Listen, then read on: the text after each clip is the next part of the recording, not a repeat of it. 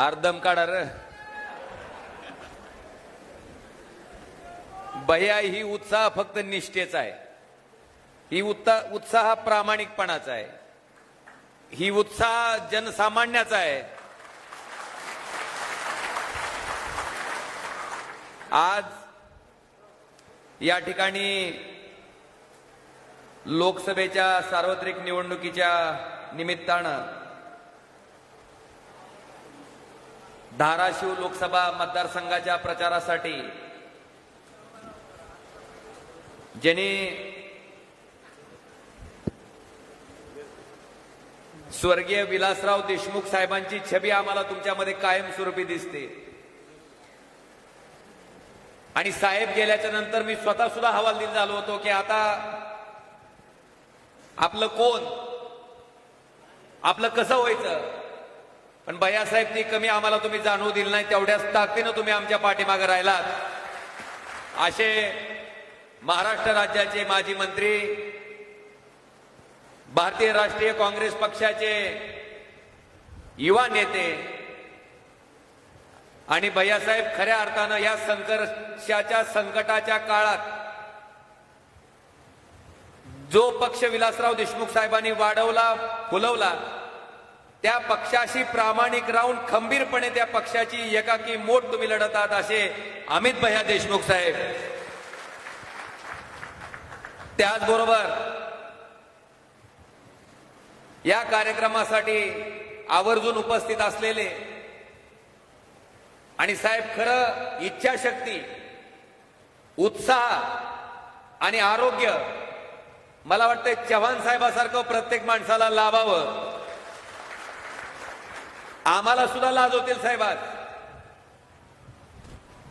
तरुण माणसाला सुद्धा लाजवेल, तरुणांना सुद्धा लाजवेल इतका उत्साह, इतका दांडगा जनसंपर्क। मला वाटतं आता तुळजापूरच्या लोकांना सुद्धा कळालं असेल की नेमका आपण काय गमावून बसलोय का नाही कळालं अजून। आधी चव्हाण साहेब नुसतं सांगूच तर साहेब गावात हजर, आता ह्या पीएला फोन लाव, त्या पीएला फोन लाव, अजून 100 पीए गेलं तरी ती तिकडच पालतं उताना होऊन जाते। जनसामान्याचा संपर्क असणारा लोकप्रतिनिधी गेल्याच्या नंतर आणि ह्या तालुक्याचे खरे आधार भगीरथ म्हणलं तरी वावगं ठरणार नाही। एका दुष्काळी तालुक्यासाठी ज्यांनी पूर्ण आपलं संपूर्ण आयुष्य वेचलं असे महाराष्ट्र राज्याचे माजी मंत्री आमचे मार्गदर्शक सन्माननीय मधुकररावजी चव्हाण साहेब। दादा तुम्हाला बघितलं की आम्हाला साहेबांची आठवण होती, विलासराव साहेब आणि तुम्ही, म्हणजे मला वाटतं तुम्हाला अलिप्त करणारं कुठलं समीकरण नाही। तुम्ही आले की साहेब आले, साहेब आले की तुम्ही आले। असे कैलासवासी विलासराव देशमुख साहेबांचे परमस्नेही आदरणीय उल्हासदादा पवार आणि साहेब मैत्री कशी करावी, मित्र कसा असावा, मला वाटतं साहेबांचं आणि तुमचं उदाहरण बघितल्याच्या नंतर आम्ही ते अनुकरण करतो असे उल्हासदादा पवार साहेब। त्याचबरोबर बहु संकटाच्या संघर्षाच्या काळात जी माणूस आपल्या नेत्याच्या पाठीमागे प्रामाणिक उभा राहतो, इतिहास त्याची कायमस्वरूपी दखल घेत असते असे आपले राष्ट्रवादी काँग्रेसचे अशोकभाऊ जगदाळे साहेब। त्याचबरोबर ऑपरेशन झालेला असताना सुद्धा, आजारी असताना सुद्धा आपल्या माझ्या त्या तुळजापूरच्याही कार्यक्रमाला उपस्थित होते आणि आज इथंही उपस्थित आहेत असे भारतीय राष्ट्रीय काँग्रेस पक्षाचे माजी जिल्हाध्यक्ष आमचे मार्गदर्शक सन्माननीय आप्पासाहेबजी पाटील साहेब। या कार्यक्रमाला उपस्थित असलेले धीरज भैया, बिलकुल काळजी करू नका, कुठे गेलेत भैया, तुम्ही काळजी करू नका। आता महाविकास आघाडी म्हणायचं नाही, आता भारतीय राष्ट्रीय काँग्रेस, सेना, राष्ट्रवादी असं नाही, आता आपण सगळे जण एक जीव आहेत आणि ही एक जीवपणा आता पुढच्या कित्येक वर्ष ह्याच ताकदीनं राहील, तुम्ही बिलकुल काळजी करू नका असे भारतीय राष्ट्रीय काँग्रेस पक्षाचे जिल्हाध्यक्ष सन्माननीय धीरजजी पाटील साहेब, सन्माननीय राजाभाऊजी शेरकाणे, कैलासवासी पवनराजे निंबाळकर साहेबांचे मित्र विश्वासाप्पा शिंदे साहेब, सन्माननीय धैर्यशीलजी पाटील, सन्माननीय नंदुभैया राजे निंबाळकर, त्याचबरोबर प्रशांत काका पाटील, उमेश राजे निंबाळकर, अग्निवेशजी शिंदे आणि दादा मुकुंददादा कुठे गेलेत, आहेत का? बिलकुल काळजी करू नका म्हणो, मिळेल संधी, मिळेल दादाला सुद्धा. सन्माननीय मुकुंददादा डोंगरे, अनिलजी लबडे, सत्यवान भाऊ सुरवसे, प्राध्यापक डॉक्टर संजयजी कांबळे, राज अहमद पठाण, प्रदीपजी मगर, जगन्नाथ गवळी, श्याममामा पवार, बाळकृष्ण पाटील, राहुलजी खपले, सिकंदरजी बेगडे, सुधीरजी पाटील, रामेश्वर तोडकरी, बाबासाहेब काशीद, हनुमंत गवळी, जावेद काजी, मोहित सय्यद, विलासजी शाळू, तौफिकजी शेख, शरदजी जगदाळे, गणेशजी ननवरे, प्रतीकजी रोजकरी, सर्व मान्यवर, व्यासपीठावरील सर्व मान्यवर आणि व्यासपीठाच्या समोर उपस्थित असलेले. कालची कशी होती गर्दी? साहेब विचारलं कुणाच्या सभेला आलाव? आलेल्या माणसाला बी सांगता येईना उमेदवाराचं नाव. आणि गंमत काय, गळ्यात गमच्या त्या पक्षाचा. प्रचाराला कुणाच्या आलाव म्हणले, हाय का व्हिडिओ दाखवायचा का? सोनारला आहे, धाराशिवला आहे मी आता सध्या. राष्ट्रवादी पक्ष कोणाचा? शरद पवारचा. कोणाचा आहे? खंदानी पक्ष शरद पवारचा. तुमचं गाव कोणतं म्हणले? टाकळी, टाकळी, करिंगड टाकळी. यावेळेस खासदार कोण होणार वाटतं तुम्हाला? ह्याच खासदार छान वाटतं ओमराजे होणार. कोण होणार? कमीत कमी 2च्या पुढून येईल साहेब.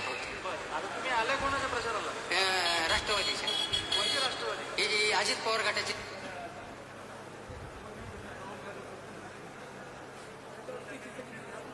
अरे माझा फोन घ्या. अरे हम आगे बढ़ चुके हैं. तुम्हाला लय फॉर्मची काळजी लागून राहिली होती, ती बी पास झालाय, सिलेक्ट झाला, काय काळजी करू नका, मंजूर झालाय. तिने ती अर्धच दाखवलंय, पण एक लय खतरनाक आहे. भैयासाहेब पैसे त्यांचे, गमजा त्यांचा, आणि त्याला विचारलं खासदार कोण होणार, म्हणते 2 लाख मतांनी ओमराजे होणार म्हणते. मला वाटते सभा त्यांची, चर्चा आमची. आणि मला सांगा, शेवटी प्रीपेड ती प्रीपेड, आणि ती भैया असं काय बोललं, म्हणला ती अर्चनाताई फी काही येत नाही, म्हणला निवडून ओमराजेच येते म्हणला. इतकं बोललं. आणि गंमत अशी की त्याच्या घरी ही घड्याळ्याचे चोरलेले कार्यकर्ते गेले. पुन्हा म्हणले असं कसं काय बोलला? अय म्हणलं, तुझ्या पैशाची हलगी तुझ्या सभेत वाजवून आलो,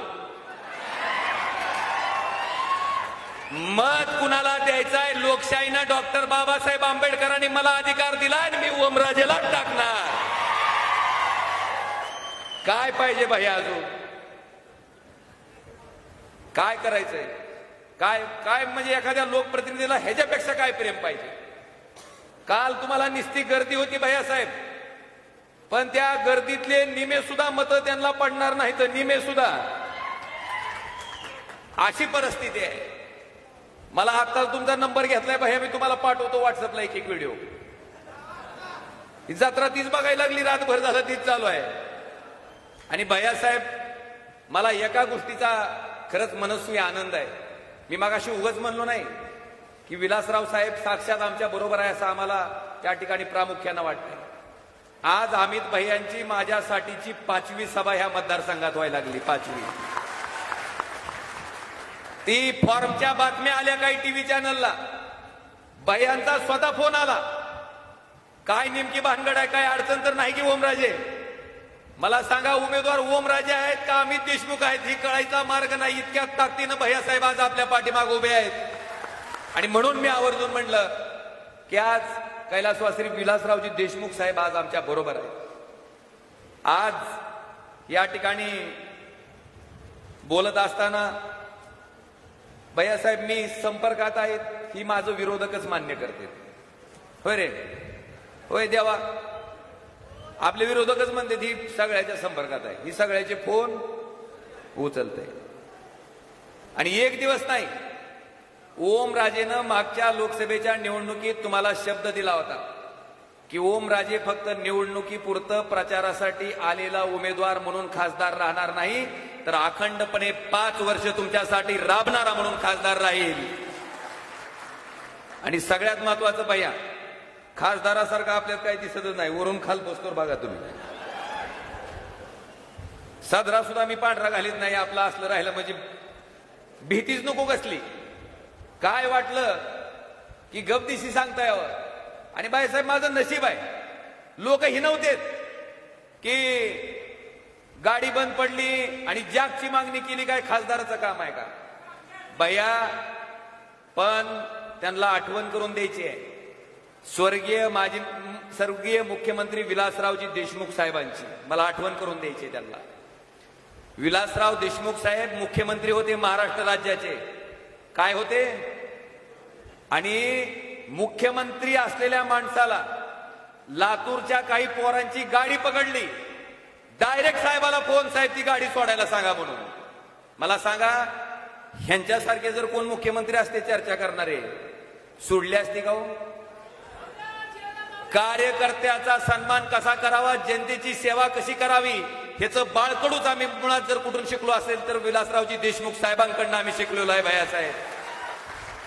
आम्ही कधी विचार केला नाही हे काम क्षुल्लक आहे का मोठं आहे, हे काम केंद्राचं आहे का राज्याचं आहे. अरे अडचण पडल्याच्या नंतर जसं आपल्याला त्या प्रत्येकाचं मत लागतंय, तसं त्याची अडचण पडल्याच्या नंतर ती अडचण सुद्धा स्वतःची अडचण आहे असं समजून सोडवायचं काम मी केलं. भैया आता 4-4 कोटी रुपयाच्या गाड्या वापरणारे, त्यांच्या गाड्यात खेळा बी घुसला तरी कधी पंक्चर होत नाही. मग त्याचं टायर बसल्यावर त्यांना कधी कळेल का? मी का विचार करतो, मी स्वतः गाडीत आहे, माझी गाडी पंक्चर झाली, माझ्या गाडीत जॅक नसेल, मी काय करीन की माझ्या कुठल्या तरी जवळच्या माणसाला मी संपर्क करन आणि त्याला विनंती करन की बाबा मला तेवढी जॅकची व्यवस्था अमुक अमुक ठिकाणी माझी गाडी बंद पडली, मला व्यवस्था करून दे. कुणाला संपर्क करन? भैया माझं भाग्य आहे की त्या सामान्य माणसाला सुद्धा खासदार असून तो माणूस जवळचा वाटतोय, मी जवळचा वाटतोय, हे माझं त्याच्या पाठीमागचं यश आहे.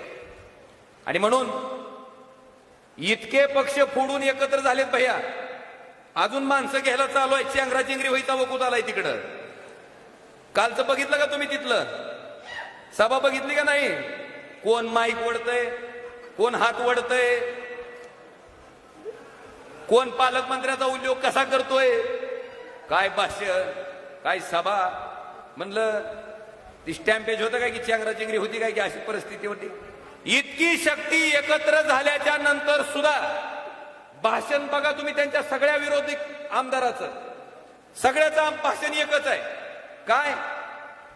फोन उचलल्यावर काय होतंय, फोन उचलल्यावर काय होतंय.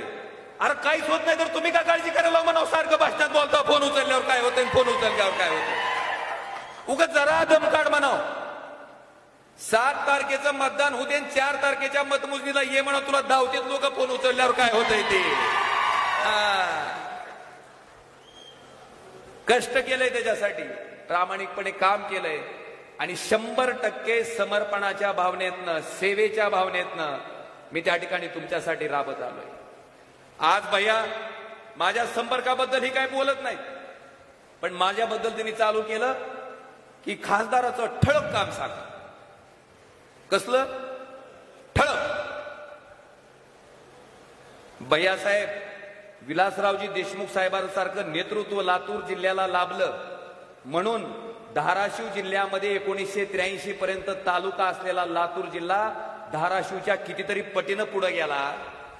आणि ज्या जिल्ह्याचं नेतृत्व धाराशिव जिल्ह्याचं 40 वर्ष इथल्या लोकांनी केलं, नावच घेऊन टाकतो, पद्मसिंह पाटील कुटुंबानं केलं.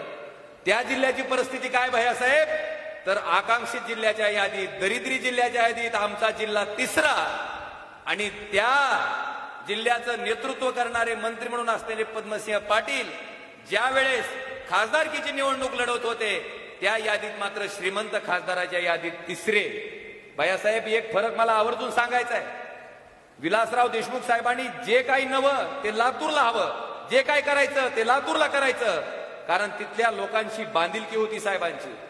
आमच्याकडे सुद्धा 83ला मेडिकल कॉलेज मंजूर झालं धाराशिवचं. कुठं गेलं हो? कुठं गेलं? बघा आता मुंबई काय आदिवासी भाग आहे का नेरूळ? मतदान टाकणार ही दवाखान्याची आवश्यकता ह्या लोकांची, मेडिकलसाठी ऍडमिशन शेतकऱ्याच्या पोरासाठी आवश्यक आहेत, पण कॉलेज गेलं कुठं? नेरूळ. भैया ही आमची शोकांतिका.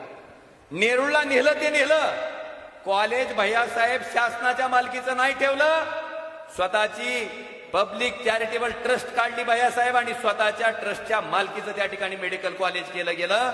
माझं या सभेच्या माध्यमातून जाहीर आव्हान आहे की तुम्ही 1983-84च्या नंतर आज 2024 उजाडलंय, एका तरी सामान्य गरीब शेतकऱ्याच्या पोराला डॉक्टर केलेलं फुकट दाखवा. ओमराजे या ठिकाणी जाहीर आव्हान देतोय की हे दाखवा तुम्ही एका तरी लेकराला डॉक्टर केलेलं, आणि सांगा की ह्या शेतकऱ्याचा फायदा, या शेतकऱ्याच्या लेकराच्या मुलाचा फायदा त्या मेडिकल कॉलेजच्या माध्यमातून आम्ही केला. भैया एक सुद्धा उदाहरण नाही. आम्हाला काय सांगतेत? आम्हाला सांगतेत की आम्ही हिथून पेशंट घेऊन जाऊन इलाज करतो. आणि कशी इलाज करतो? मोफत. भैयासाहेब ही मोफत इलाजाची पण माहिती मी काढली, माहितीच्या अधिकारातच काढली. तेरणा स्पेशालिटी हॉस्पिटल आणि रिसर्च सेंटर, महात्मा फुले जन आरोग्य योजना आहे आपल्याकडे, माहिती आहे का? जर ही योजना त्या दवाखान्याला लागू असेल तर इलाज दवाखाना करतोय, बिल कुणाकडून घेतोय? शासनाकडून. भैया ह्या हॉस्पिटलला 2012 पासून ही योजना लागू आहे. 2012 मध्ये 24 पेशंटवर 25 प्रकारच्या शस्त्रक्रिया करून 2,50,750 इतके पैसे शासनाकडनं त्या ठिकाणी घेतले गेले तेरणा हॉस्पिटलला. आता गंमत खरी पुढे आहे भैया. 2013 मध्ये 16 पेशंटवर 138 प्रकारच्या शस्त्रक्रिया. गंमत बघा. आता तुम्ही वैद्यकीय शिक्षण मंत्री होता, 16 पेशंटचं 138 वेळेस काय खोल फिटिंग केलंय? खरंच ती 16 पेशंट इथं आणून दाखवणं गरजेचं आहे की त्या आहेत का नीट, म्हणजे सगळं जागच्या जागेवर आहे का? आणि भैयासाहेब 10,13,500 इतकी रक्कम त्या ठिकाणी शासनाकडनं क्लेम केली गेली. 2014ला त्याचाच कित्ता गिरवलाय. पवार साहेब 9 पेशंटवर 80 प्रकारच्या शस्त्रक्रिया. काय गंमत आहे बघा, तरी राहिला असेल का माणूस जागेवर? आणि त्याच्यासाठी 11,32,500 इतकी रक्कम.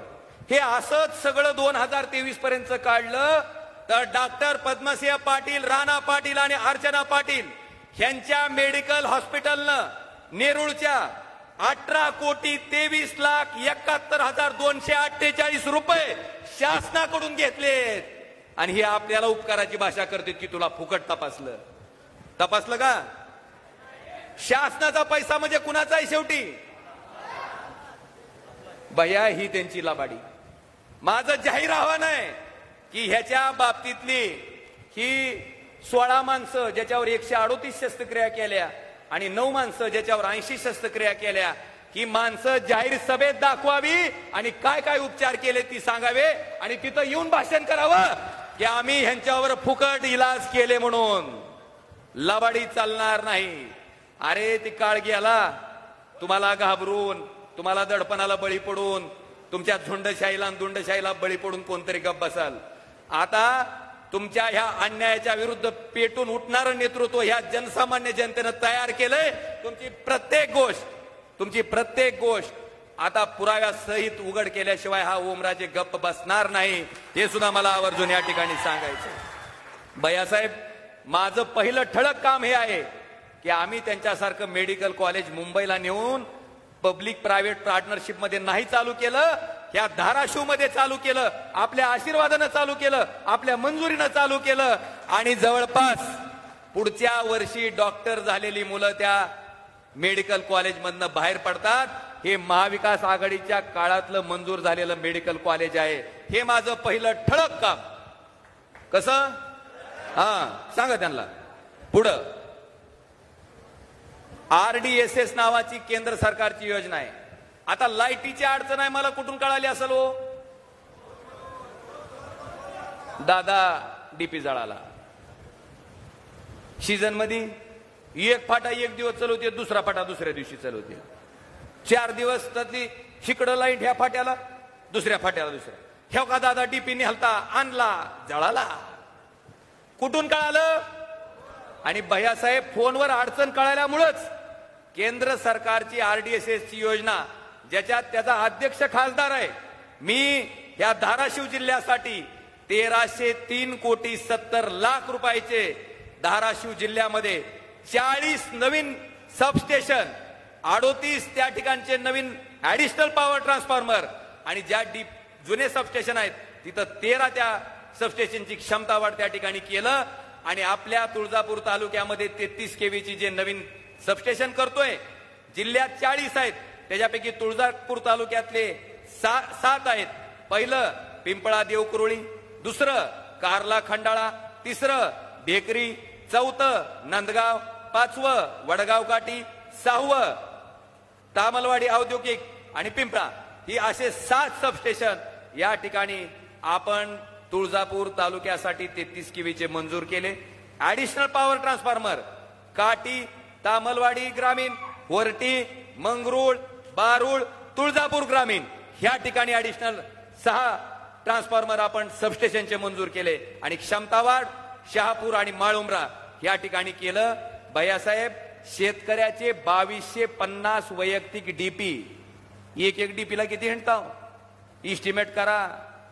खासदाराचं शिफारस पत्र आणा, आमदाराचं शिफारस पत्र आणा, सँक्शन झालंय का बघा, DPDCची मीटिंग झाली की आमचं नाव यादीत आलंय का बघा. भैयासाहेब, ते सुद्धा 1.5 कोटीची तरतूद होती, 18 कोटी रुपयाला नेली. आणि मागच्या 5 वर्षात आमच्या भागातल्या 1000 शेतकऱ्याची डीपी जिल्हा नियोजन समितीमधनं त्या ठिकाणी आम्ही करून घेतलेत. भैयासाहेब, हे सुद्धा मला आवर्जून सांगायचं आहे. आणि जे ट्रान्सफॉर्मर तुमचे 63चे आहेत ते 100चे असे 1550 ट्रान्सफॉर्मर आपण ह्याच RDSS मध्ये करणार आहेत. आणि 2250 शेतकऱ्याचे वैयक्तिक डीपी हे सुद्धा ह्या RDSS मधून मंजूर झालेत. याच्यासाठी 13,03,70,00,000 रुपये इतका निधी केंद्र सरकारच्या माध्यमातून तुमच्या खासदारांना, ज्या कमिटीचा अध्यक्ष खासदार आहे त्या खासदार ओमराजेनं तुमच्यासाठी मंजूर केलेत. हे माझं दुसरं ठळक काम. आता भानगड अशी झाली की मी कधी सांगायच्या भानगडीत पडलो नाही. का? म्हणलं ही 1303 कोटी काय आपण गोर्धनवाडीची जमीन इकून आणून दिलंय काय? नाही. पैसे कुणाचे आहेत? कुणाचे? जनतेचे. कसं? खताच्या पोत्यावर किती GST भरता?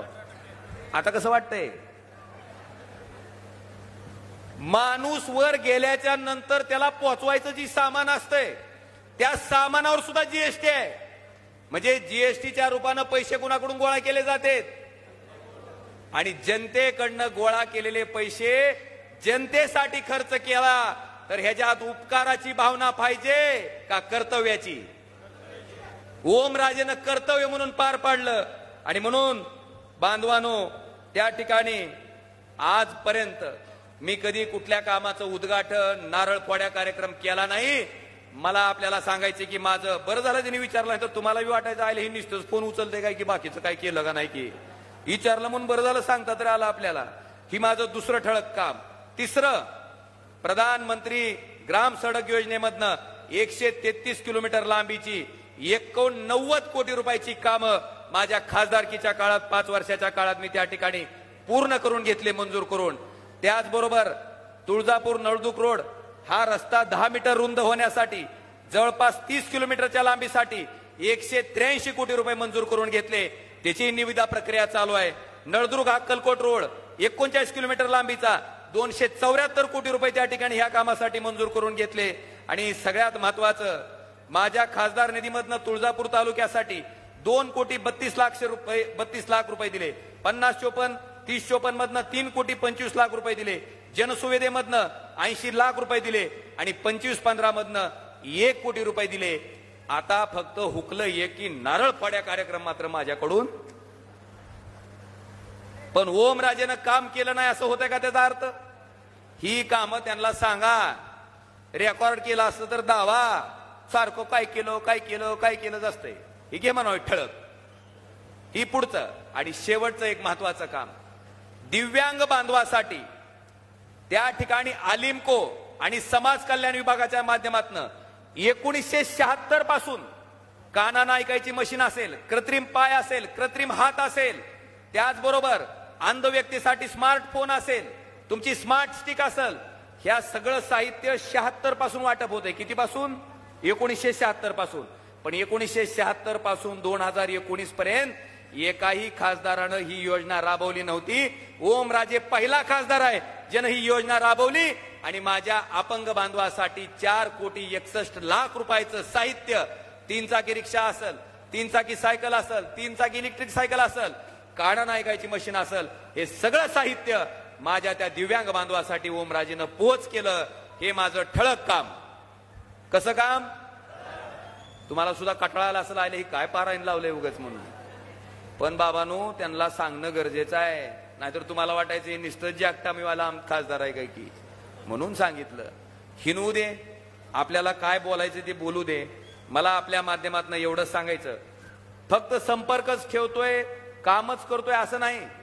जो माणूस शेतकऱ्याच्या एखाद्या गायी आजारी पडल्यानंतर जर संवेदनशील नजरेनं बघत असेल, त्याच्याकडे डॉक्टर पाठवत असेल, तर तुमच्या जीवनावर परिणाम करणारी जी केंद्राच्या योजना आहेत, राज्याच्या योजना आहेत, ती राबवण्याच्या बाबतीत खासदार कधी कमी पडल का हो?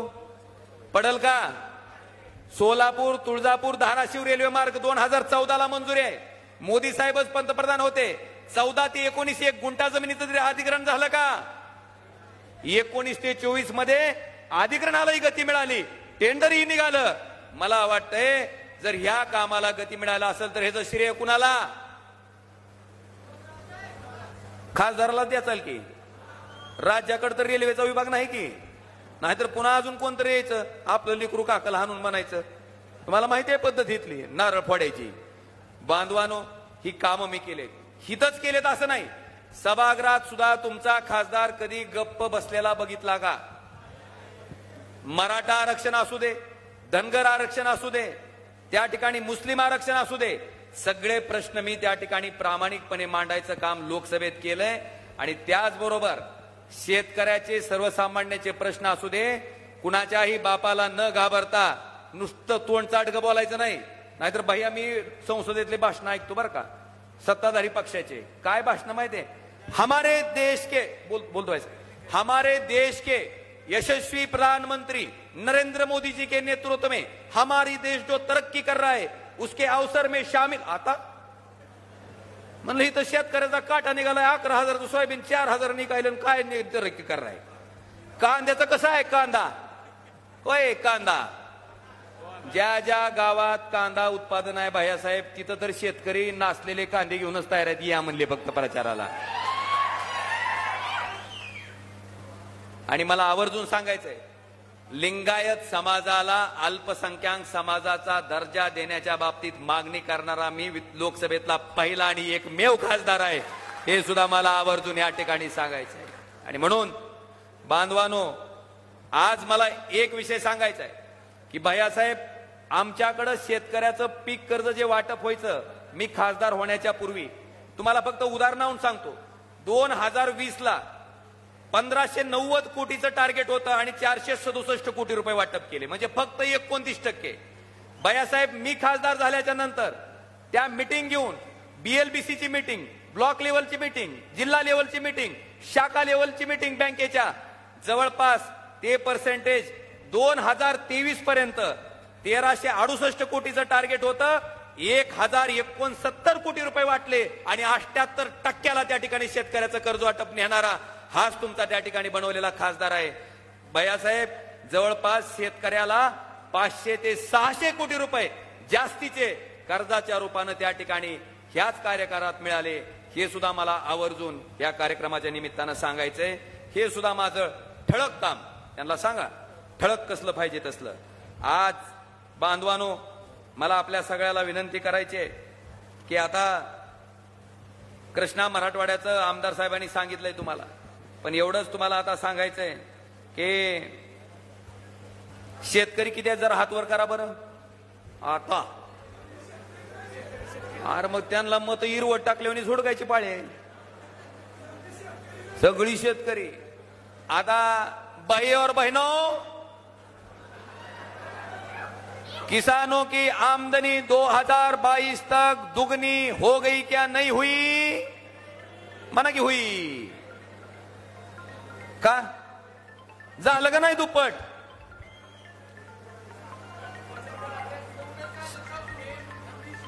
सांगतो दुप्पट हुई क्या नाही हुई? अरे हुई म्हणा की सगळेजण. आता मी सांगतो झालं का नाही. 2014ला नांगरणाचा भाव किती होता? अरे मला बी वावर आहे. 800 ते 1000 रुपये भाव होता एकरचा. आता किती आहे? मग दुपटीनं नांगरायला म्हणल्यावर दुप्पट झालं नाही का उत्पन्न? डीएपीचं खताचं पोतं 2014ला कितक्याला यायचं?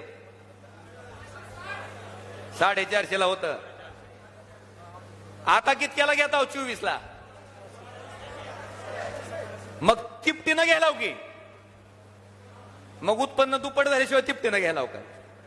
बयासाहेब, शेतकऱ्याचं उत्पन्न दुप्पट झालं नाही, पण उलट 11,000 रुपये क्विंटलला गेलेलं सोयाबीन, पाम तेलावरचा आयात शुल्क कपात करून आणि सोया पेंड आयात करून ह्याच केंद्र सरकारनं 11,000 रुपये क्विंटलच्या सोयाबीनचा भाव 4,500 रुपयापर्यंत खाली आणला. किती?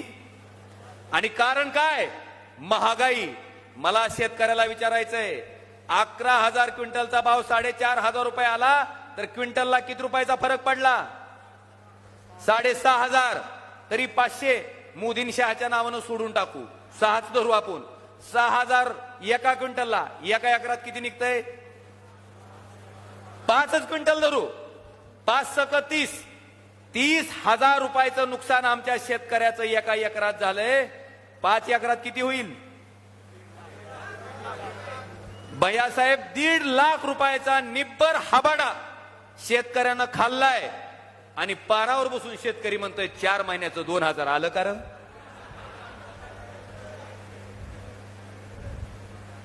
आता 1.5 लाख जास्त आहेत का 2,000? 2,000 जर 4 महिन्याला असतील तर महिन्याला किती? करा की साहेब, नाही तर डॉक्टर पाटील आहे बघा तिकडं. 500 महिन्याला, 500 तर दिवसाला 17 रुपये. मी शेतकऱ्याला विचारलं या 17 मध्ये रोजचं काय येतंय? शेतकऱ्यानं सांगितलं, दादा अजून 3 रुपये टाकलं की 3 इमल येतात म्हणले. आहार शेतकरी सन्मान. मला तुम्हाला विचारायचंय शेतकऱ्यांनो, तुम्हाला ही सरकार तुमचं वाटतंय का? तुम्हाला या सरकारनं मातीत घातलंय असं वाटत नाही का? आणि अजून घोषणा, आपकी बार 400 पार म्हण. 400 पार जर गेलं तर घरात ठेवलेलं सोयाबीन हजारानं विकायची तयारी ठेवा पुन्हा. हायच पुन्हा. मी बघतोयच पुन्हा कसं कसं होतंय ती. एवढंच नाही, कांदा 60ला गेला की कांद्यावर निर्यात बंदी. अरे आम्ही जगणं तरी मान्य करा. त्या शेतकऱ्याच्या पोराला त्या ठिकाणी त्याला मुलगी नाही, त्याला मुलगा नाही, तिचं लग्न करायचं नाही, त्याचं शिक्षण करायचं नाही, त्याला नाही का प्रपंच चालवायचा? अरे स्वतःचा प्रपंच चालवता येत नाही म्हणून स्वतःच्या गळ्याभोवती गळफास घेऊन ती शेतकरी आत्महत्या करतय. त्याचं रक्षण करायचं सोडून हे सरकार, भैयासाहेब, अदानीच्या सिमेंटचं पोतं 200ला विकत होता, आज 450 रुपये झालं. त्याचा भाव कमी करत नाही. अंबानीचं स्टील 30,000 रुपये टनानं विकत होता, आज 63,000 रुपयानं विकलं जातंय. त्याचा भाव कमी करत नाही. पण भाव कमी कुणाचा होतोय? तर आमच्या सामान्य शेतकऱ्याचा होतोय, जो आत्महत्या करतोय. का तर शेती परवडत नाही, शेतीत मंदन, त्याचा प्रपंच चालवला जाऊ शकत नाही. भैयासाहेब, केंद्र सरकारची जबाबदारी होती शेतकऱ्याला मदत करणं. मला आठवण करून द्यायची की सन्माननीय शरदचंद्रजी पवार साहेबांनी 72,000 कोटीची कर्जमाफी केली ती देशातल्या शेतकऱ्याची. बरोबर आहे का नाही?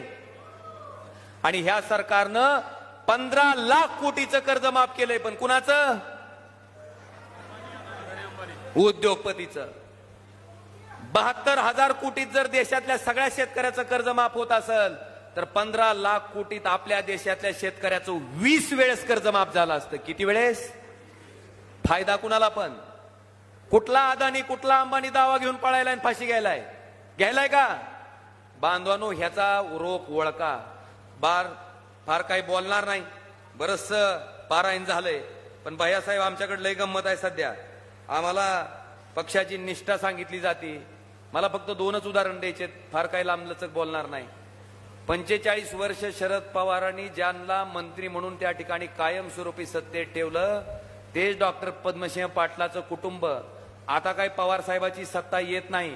आपलं ईडीनं हाणलेलं गबाळ आता ईडीच्या हातात सापडतं काय की ह्या भीतीपुट एका दिवसात भारतीय जनता पार्टीत गेले. भैयासाहेब त्यांच्यापेक्षा आम्ही बरे की आम्हाला उद्धव साहेबांनी एकदा आमदार आणि एकदा खासदार केलं. पण त्या ठिकाणी संकटाच्या संघर्षाच्या काळात पक्षाचं चिन्ह जात असताना, पक्षाचं नाव जात असताना, सत्ता जात असताना आणि पलीकडे गेली की 50 खोके मिळत असताना त्याच्यावर लाथ मारून आम्ही उद्धवजी ठाकरे साहेबांच्या मागे प्रामाणिकपणे उभे टाकलेले आम्ही बरे. भैयासाहेब विषय असंख्य आहेत आणि पक्षाचा तर असा केमिकल लोचा झालाय त्यांचा. तुम्ही ऐकलं का नाही? आपल्या उमेदवार आल्या भगवंताच्या पायरीवर, त्यांना म्हणले आता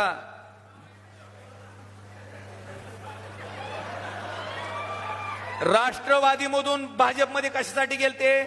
विकासासाठी. आणि भाजपमधून परत राष्ट्रवादीत कशासाठी आले? ही विकासन मकरंद अनासपुरीची सोन्याची टोपी काय फरक नाही.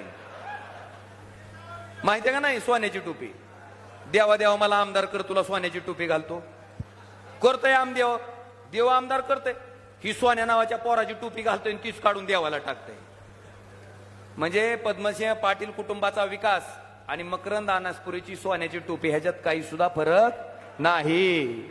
आणि भैयासाहेब आज हीच माणसं, त्यांना विचारलं आल्या आल्या, मला सांगा तुम्हाला मान्य आहे का हो नवरा भारतीय जनता पार्टीत, बायको चोरलेल्या घड्याळाकडं? चोरलेली वस्तू कधी भूषणानं घेऊन हिंडताव का तुम्ही? चोरलेली असते ती, पण ही लोक भूषणानं घेऊन हिंडायलेत. कोर्टानं सांगितलंय खाली लिहा, कोर्टात केस चालू आहे, निकाल लागल्यावर ही तुमच्याकडे राहील का नाही सांगता येत नाही, लिहिलंय. आणि त्या ताईला विचारलं पत्रकाराने, ताई ताई आता तुम्ही राष्ट्रवादी काँग्रेस वाढवणार का? अय म्हणली माय मी कशाला वाढवू, म्हणली माझा नवरा तिकडे भाजपमध्ये आहे. काय म्हणली फुकट पेडा. आणि त्याच्या पुढची भानगड भैयासाहेब की ते पोरग भाषण करायले. आता एखादी आपण जर चुकीची गोष्ट केली तर आपण समर्थन करतो का कधी त्याचं? ही पक्षांतरचं बी समर्थन करतोय. ते मल्हार पाटील भाषण करत होते, काय म्हणले? आमच्या रक्तात काय राष्ट्रवादी, हृदयात बघा भैयासाहेब, रक्तात राष्ट्रवादी, हृदयात भाजप. पोराचा दोष नाही भैयासाहेब, पोराचा दोष नाही. मला सांगा, वडील भाजपमध्ये असतील आणि आई राष्ट्रवादीत असेल तर त्याचा काय दोष आहे? त्याचा काही दोष नाही. त्याच्यामुळे हे भाषण त्याचं योग्य आहे. पण मी त्यांना एक सल्ला दिला की म्हणलं आता आईचा आणि वडिलांचा पक्ष फायनल झालाय, आता आपल्यासाठी एक संधी आहे. म्हणलं किडनीमध्ये मनसे टाका आणि शिंदे गटाला लिव्हरमध्ये टाका. म्हणजे आपल्या आई वडिलांसारखं आपण कुठल्याही पक्षात जायला रात्रीतून रिकामे आणि उद्या सांगायलाही रिकामे, माझ्या किडनीत मनसे होता आणि लिव्हरमध्ये. जमतंय का? जमतंय? हे असलं झालंय भैयासाहेब सगळं. जाऊ द्या, ही पारायण आपण 7 दिवसाचा सप्ताह घेऊन केला तरी संपणार नाही. पण तुमच्या लक्षात आलंय ना कशासाठी बोललोय? ऐ आता आपल्याकडं खोके नाहीत, आपल्याकडं काय आहे? मला सारखं विचारते, आमच्याकडे 5 आमदार आहेत, 5 आमदार आहेत. आता थांब म्हणलं तुला दाखली. ती नाही का एक पिक्चर आहे बघा अमिताभ बच्चनचा आणि शशी कपूर का, मेरे पास बंगला है, गाड़ी है, बैंक बैलेंस है, तुम्हारे पास क्या है? तसं ती विचारते, हमारे पास 5 आमदार है, तुम्हारे पास क्या है? मतलब मेरे पास ये सामान्य जनता है. आणि ती जनता धावती तुम्हाला म्हणा उद्याच्या 7 तारखेला. आणि म्हणून बांधवानो, आता ह्याच्या समारोपाकडे आलोय मी. आता येणाऱ्या उद्याच्या 8 तारखेला जे आपल्याला मतदान करायचंय, मला माहिती आहे, पण जिरलेली भाकर खरंच जिरली का टेस्टिंग करावं लागते. म्हणून हाट म्हणून तुम्हाला वाटायचं मोदीची मन की बात सारखं चालू आहे काय गिन घालून ऐकायचं. पण 8 म्हणल्या म्हणल्या खालचं पब्लिक काय म्हणलं? ह्याचा अर्थ जिवंत सभा होती कालच्या सारखी. हे गप्र बाबा तुझं तर काय. आणि म्हणून उद्याच्या येणाऱ्या 7 तारखेला आपलं बाण चोरलेला आहे, माहिती आहे का नाही? बरेच लोक म्हणतात ओमराजेला मतदान टाकायचंय आणि चिन्ह काय म्हणलं की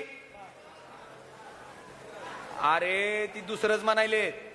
आता चिन्ह आपला बाण चोरलाय तर काय दिलंय? काय दिलंय? काय दिलंय? मशाल. आपला पाईप लिकेज झाल्याच्या नंतर आपण जी टेंबा करताव का पाईप गरम करायला, करताव का नाही? ती जसा दिसतय तशी काय दिसती? ही मशाल. आपण दसऱ्यामध्ये आई तुळजाभवानीच्या पदस्पर्शानं पावन झालेल्या तुळजापूर नगरीतनं आईच्या मंदिरातनं हीच काय घेऊन जातो? बांधवानो, येणाऱ्या 7 तारखेला ह्या मशालीच्या चिन्हापुढचं बटन दाबून आपल्या सगळ्याला तुमच्या हक्काचा, आणि मला हक्क आहे का तर मी प्रामाणिकपणे तुमच्यासाठी 5 वर्ष राबलोय आणि त्या राबण्यामुळं तुम्हाला हक्कानं मत मागतोय की उद्याच्या येणाऱ्या 7 तारखेला मशाल ह्या चिन्हापुढचं बटन दाबून परत एकदा तुमच्यासाठी राबणारा, तुमच्या हक्कासाठी भांडणारा, तुमच्या हक्काचा खासदार, तुमच्या घरातला एक सदस्य म्हणून त्या ठिकाणी ओमराजेला विजयी करा एवढं आवाहन करतो आणि माझ्या शब्दाला विराम देतो. धन्यवाद. जय हिंद, जय महाराष्ट्र. ताजे अपडेट मिळवण्यासाठी उस्मानाबाद न्यूजला सबस्क्राईब करा आणि बेल आयकॉन प्रेस करण्यास विसरू नका.